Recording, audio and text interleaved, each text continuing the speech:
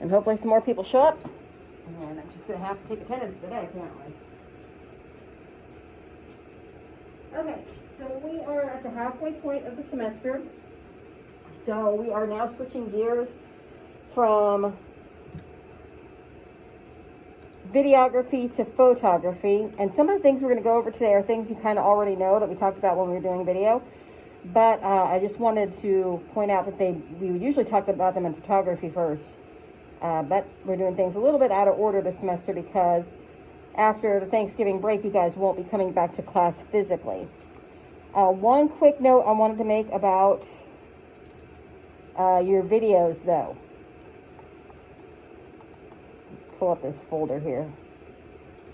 So you'll notice that in your videos, there was always two files. There was an MPG file and an audio prelude file. Every time you run anything through Adobe, it automatically makes a copy file. The copy file doesn't actually contain the video. It just contains like information about the video. So when you are attaching something in Canvas, make sure it's this MPG file. In order to get the MPG file, when you're in Adobe, you have to go ahead and go through the export process.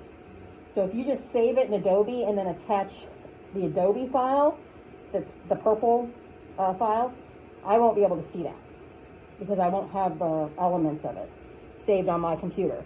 So you always have to make sure that when I ask you to turn in a video that you're turning in an MPG file. All right. You might notice that starting today, I'm going to be posting the lectures on Canvas, which is videos of the lecture. The reason I'm doing that is we have a student who has been quarantined and she will not be coming back to class at all. So she's going to be completing class online. So for her benefit, I'm going to go ahead and put the lectures online, and then they'll be there for you guys to look at as well. And then once we break for Thanksgiving, all of the lectures that we do will be online, and your final exam will be online, and you'll be able to turn all your assignments online just like normal. You do need a camera for this class. If you have a camera on your cell phone, that should be good enough. The newer phones have higher resolution cameras, so they're good. You won't be able to do some of the things we're talking about. We're going to talk about adjusting aperture and shutter speed, and the only way you can do that is if you have an SLR camera. But I can't tell you to go out and buy a $800 camera. I just can't, because most people can't afford to do that. And even if they could afford to do that, there's other things they could probably be spending their money on. So an SLR camera is a great thing to invest in if you have an interest in photography or in working in this area as a field. But to just do it for one class, I wouldn't invest in it. So your cell phone camera should be fine. If you don't have a cell phone camera, but you have a different camera and you'd like me to take a look at it and tell you whether it's going to work or not, that'd be fine as well. So we're going to talk about the basic rules and types of photography that we're going to cover in this class. We are approaching photography less from an artistic standpoint and more from a journalism standpoint. So when we talk about photography in this class, we'll talk a little bit about artful things you can do as far as poses and tricks you can do to make your pictures look better. But keep in mind, this is a photojournalism class. So just like written journalism, photojournalism has to stand up to the same merits as regular journalism. So photojournalism is just telling stories in photographs, but just like in the news, those stories have to be true, and those stories must be fair, balanced, and unbiased. Now, these days, anyone with even a basic working knowledge of Photoshop can alter a photograph to make it look different than it was, or to put things in there that weren't there before. And of course, obviously, that's a huge violation of ethics in photojournalism. But beyond that, too, there are other things you can do without even going to Photoshop that would be unethical. So, for example, you can't stage photographs. So you can't ask someone to do something. Like if you're covering a protest, you can't ask someone to hold up a sign for you or to say something or to throw a rock or do anything like that. So you can't stage photographs. Also, you can't take photographs out of context. You can't say, take a picture of someone throwing a bucket of water on someone and saying someone was throwing gas on the fire. Okay? You have to make sure that your photographs tell the accurate truth.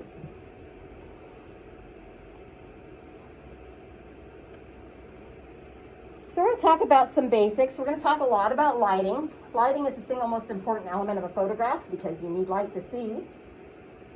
We're going to talk about faces, and I'm probably going to say this about 100 times in this class, but pictures of faces are always more interesting than the pictures of backs of heads. I want to see people's faces in your photographs. Action is important.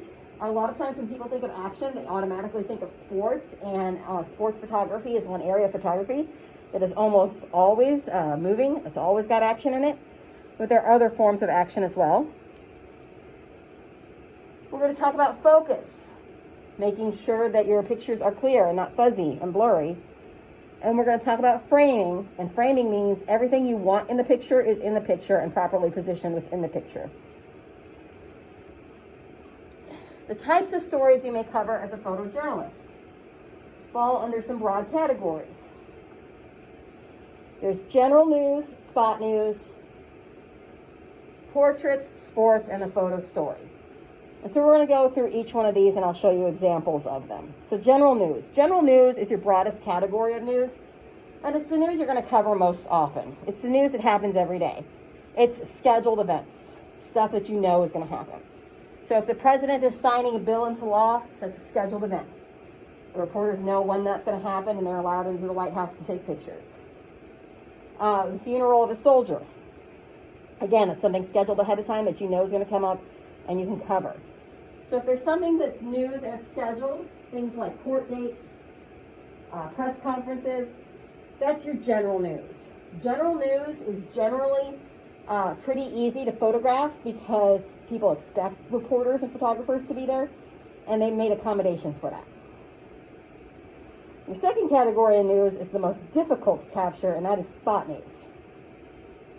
So spot news is news that is unexpected. It's breaking news. So a car crash, a fire, a shooting, a robbery, all the exciting crime type stuff, that's spot news. It's stuff that just happens in the middle of the day and you're not expecting it to happen. If there's a drug raid at a house, that might be spot news. The reason spot news is hard to capture is because you don't know about spot news ahead of time. You always find out about spot news after the fact. Well, how do you find out about it? If there's a fire or a shooting or a car crash, if you're in a newsroom, generally you're going to hear about it on a scanner. And a scanner is what listens to the radio frequencies of emergency vehicles.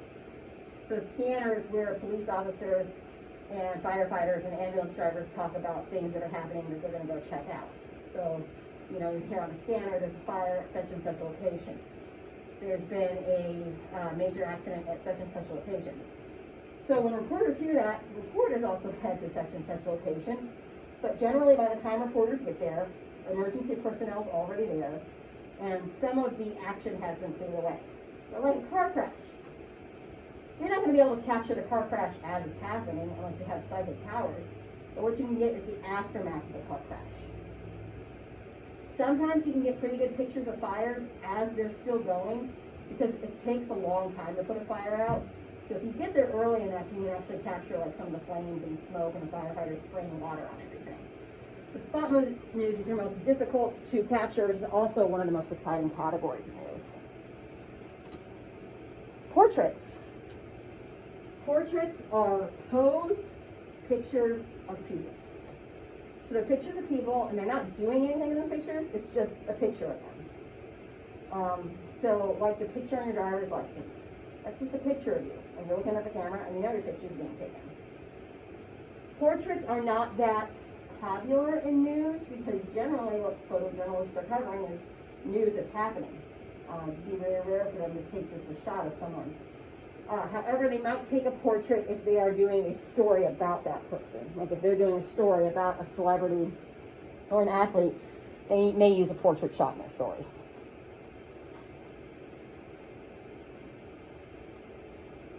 Sports. So sports, you have your traditional sports that you think of when you think of sports. You have basketball, baseball, football, hockey, soccer, all that sort of thing, tennis. But sports also encompass other things that are physical activities that you might not think of. For instance, these two are arm wrestling. And it doesn't appear that this is an officially sanctioned arm wrestling competition or anything. but they're engaged in a physical activity, and it's a game of sorts. It's a physical game. So that would be considered a sports picture. If you were taking pictures of people riding their skateboards at a skate park, even though it's not an official game, that would be considered sports photography. If you're taking pictures of people just surfing, again, not as any part of the competition, but just as a general entertainment, that's all considered sports. And then you have the photo story.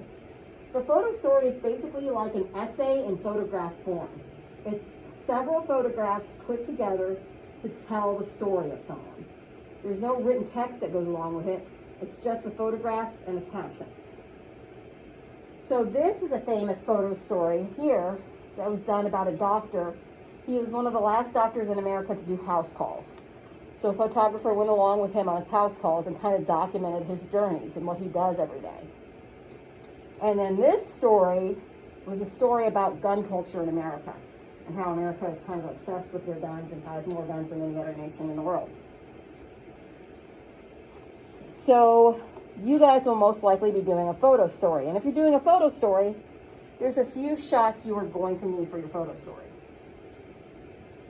So your first shot you need to think about when you're doing your photo story, and it might not be evident right away. You may have to wait until you have all your photographs and then look at them and figure out, what's my signature shot? Your signature shot is the shot that kind of tells the audience what the story is going to be about.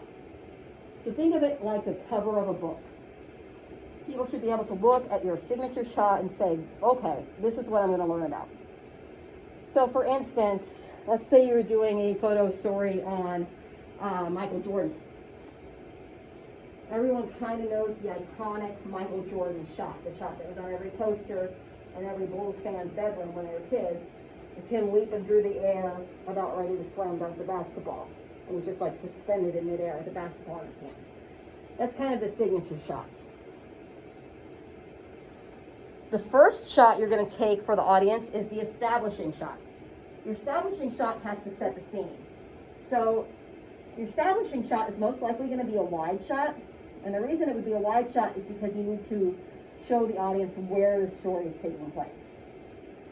So for example, if you're doing a story about a lawyer, your establishing shot may be in a courtroom. Or if you're doing a story about a doctor, the establishing shot may be in a hospital. If you're doing a story about a basketball player, the establishing shot may be in the basketball court. So think about it, the establishing shot as setting up the scene. It's the first thing your audience sees.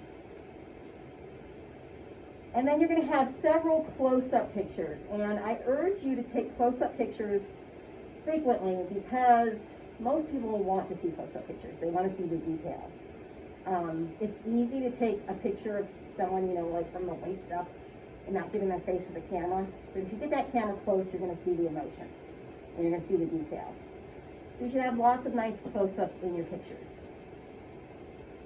A portrait. So whatever your subject is, you should have a posed portrait of that person. Just a picture of whoever they are. Interaction. Interaction is very important. So I said before that action is important in photographs, but so is interaction. So if you're doing a picture on, say, a famous guitar player, showing him playing his guitar by himself would be action. But what would be even more interesting than showing him playing guitar by himself would be him maybe playing with other members of a band or playing in a concert where he's interacting with the fans. You want to show people interacting with one another. A how-to sequence might be 3 or 4 photographs linked together that show someone a process. So when we did our photo stories one year, one girl did how she gets ready for school at the beginning of the day. And one of the things she did was she showed us how she did her hair. And so she had 4 pictures, just one right after the other, of all the steps she took to get her hair ready for the day. So how-to sequence can be how you do your hair, how you put on your makeup, how you get dressed, how you make a peanut butter and jelly sandwich. It's just something where if we looked at 3 or 4 pictures together, we can figure out what process you're doing. And then the clincher. So in a photo story, you really want to worry about your establishing shot, which is the first picture you take, and your clincher, which is the last picture you take. The clincher needs to wrap up the story for your audience. It needs to give the audience a sense of closure.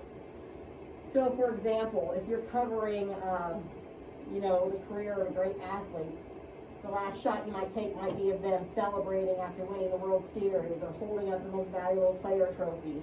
If you're covering it like a race, the clincher would be the last shot of the people crossing the finish line. If you're covering a lawyer who's covering a court case, the clincher might be the shot of them celebrating after the verdict is read. So clincher should be pretty obvious that that's the last shot of the story.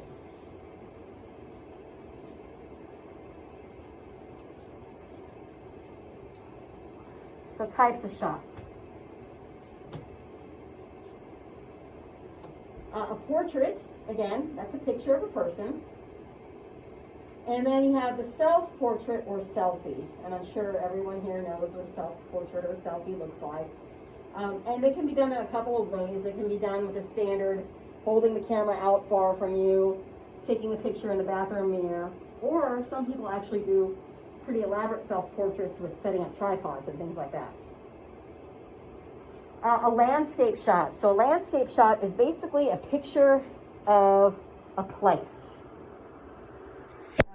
A landscape shot could be a picture of a mountain range, or trees, or a forest, or a stream. It can also have buildings in it, but what a landscape shot should never have in it is people. There should never be a person in your landscape shot, because the focus on the landscape shot needs to be on the scenery and not a person. And if you have a random person wandering around in the field that you're taking a landscape shot of, people's attention is going to go to that person. So no people, okay? You can have cars, you can have buildings, but no people. An action shot is capturing action and motion. It can be sports, but it doesn't have to be. Any kind of movement constitutes action. An architecture shot. Generally, I think pictures of buildings are pretty boring. Hello. I much prefer to see pictures of people's faces, but occasionally you might have to take a picture of a building. If you're taking an architecture shot, one of the things you can do to make it more interesting is take it from a different perspective. Maybe get down low and shoot the picture up high, or maybe get up high and do a bird's eye view of the picture. Maybe focus in on a single architectural aspect of the building, not the whole building. Circus colors. Circus color shots. Circus colors are red, yellow, and blue. So they're bright colors, kind of the kind of colors you think about when you think about a circus or a carnival. It's when you think about clowns, that have the red hair and the red makeup. So it's bright, exciting, interesting colors. Red, yellow, and blue. And then a macro shot. It's macro, not micro. Some people call it micro, but it's macro. It's a macro shot. A macro shot is a close-up picture of something very small. So we'll look at examples of each of these. So portraits. Portraits have two categories. They are posed and they are candid. So of these two pictures, which one do you think is the candid picture? Anyone can just yell it out when I see it. Which one's the candid shot?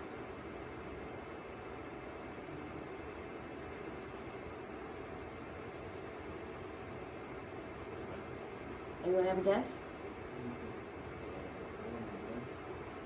It's the police officer. And it's candid because he doesn't know he's being photographed. Yeah, you've heard of like candid camera? Yeah, it's when you're caught off guard. Yeah. So a candid portrait is a portrait that's not posed. It's when you take a picture of a person but they don't know they're being photographed. And candid photos can be awesome because a lot of times when you take a picture of someone and they don't know you're taking a picture of them, you're able to capture the true emotions on their face and what they really look like when they're not mugging for the camera. Some people can get very hostile about having their picture taken if they don't know they're having their picture taken, but they make great photos. And then a posed portrait is just it's a picture of someone and they know they're being photographed. You're generally looking at the camera. Okay, selfies. Everyone knows what a selfie is. That's pretty evident. Landscape. Again, it can be nature, pretty nature outside, or it can even be buildings. This is a cityscape.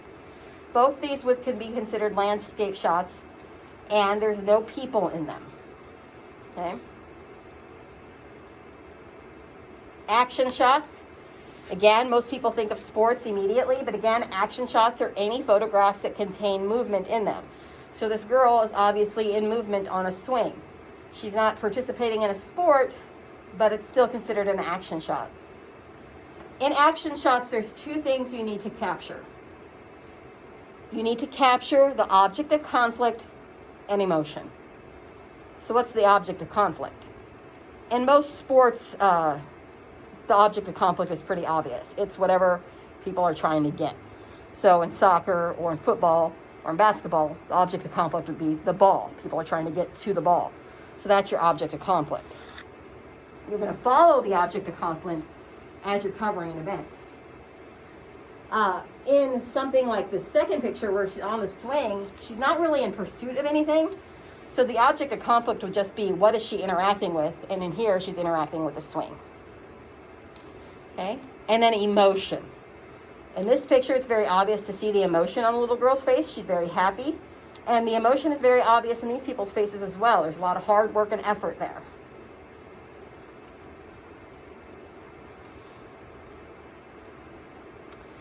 These are action shots that involve animals, and the action shot definitely can involve an animal. This might not look like it, but these were incredibly difficult pictures to take. Because notice this bird. This bird is in mid-flight. When a bird is in flight like this, its wings aren't still. It's moving its wings. That's what's keeping it above the ground. But there's no movement evident at all. There's no blurriness. This is a perfect photo.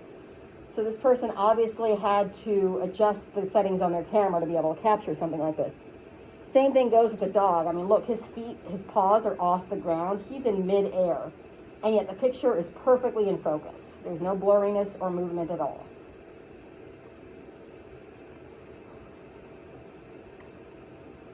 Architecture shots, again, this is kind of taken from a unique angle. It's not straight back, it's down and looking up. And in this one, it's not the whole building at all, it's just focusing on detail of the architecture. So circus colors, that's your yellow, red, and blue.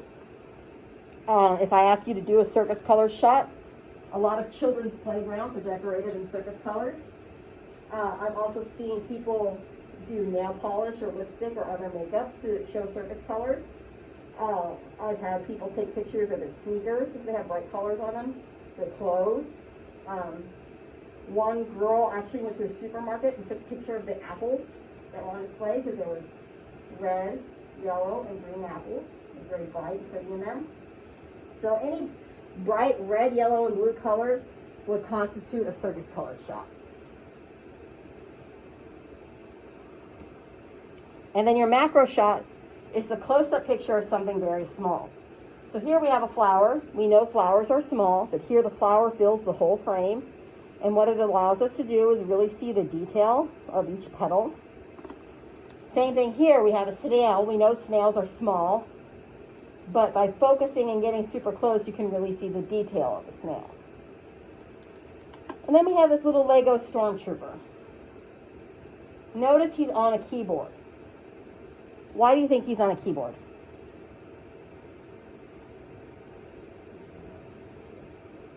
Well, but he doesn't have to be on a keyboard, right? He could just be like on a table. He's trying to show how small he is. Exactly. It's perspective. Sometimes you don't know what the size of something is unless you see it in perspective next to something else. We know flowers are small. We know snails are small. But this Lego guy, we don't know that he's a Lego guy. He could be a full-size statue of a stormtrooper. And by putting him on a keyboard, something we know the size of, we're able to figure out if he's a small little Lego guy. So perspective is very important. And I always use this example. So when my son was born, he was extremely premature. He weighed 1 pound. And I did not know what he looked like because I was under anesthesia, and then I didn't get to see him for several hours after, I came out of it. And my husband had seen him and taken pictures of him. And when my husband took pictures of him, obviously he was up close to him, and his body filled the whole frame. So he looked skinny but he didn't look like scary small. So I thought maybe this is gonna be all right. Maybe he's not that small.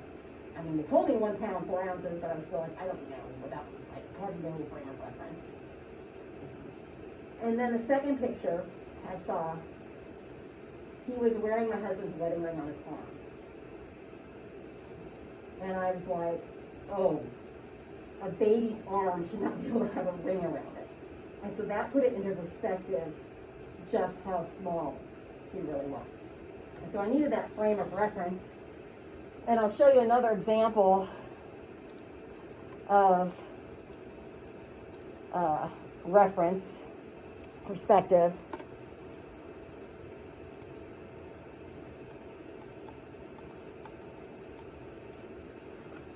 So this is a newborn diaper. This is what size newborns are supposed to be. And that's a preemie diaper. And on a lot of preemies in the preemie ward, this diaper is humongous on them. It'll cover their whole bodies. So that kind of helps you figure out just how small we're talking about. It's so small. Yeah, it's scary. Yeah.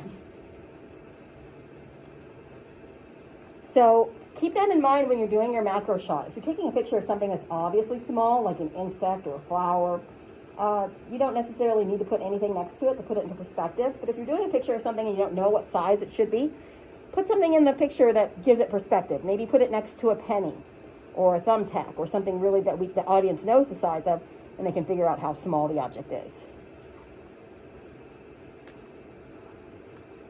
So some general rules to follow when you're working.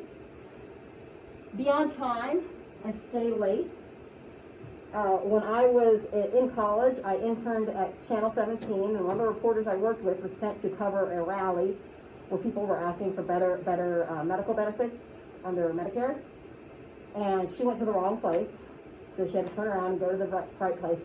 And by the time she got to where she was supposed to be going, the rally was over.